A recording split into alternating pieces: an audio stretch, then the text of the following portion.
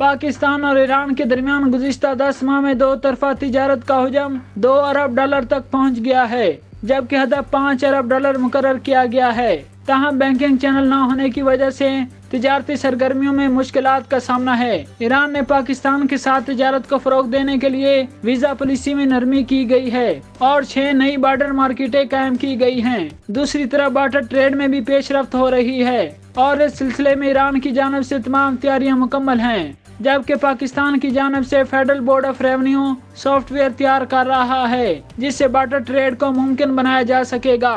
पाकिस्तान और ईरान के दरमियान दोस्ताना और बरादराना ताल्लुकात हैं, लेकिन बदकिस्मती से दोनों ममालिक के दरमियान तिजारत में इस तरह तरक्की नहीं हुई जिस तरह होनी चाहिए थी। हाल ही में ईरान के एक तिजारती वफद ने पाकिस्तान का कामयाब दौरा किया, जिसमें ट्रेड डेवलपमेंट ऑफ पाकिस्तान के साथ याददाश्ती मुफाहमत पर दस्तखत भी हुए हैं, जिसके मुताबिक दोनों ममालिक बाहमी तिजारत को फरोग देंगे और एक दूसरे के लिए तिजारती सहूलियात पैदा करेंगे।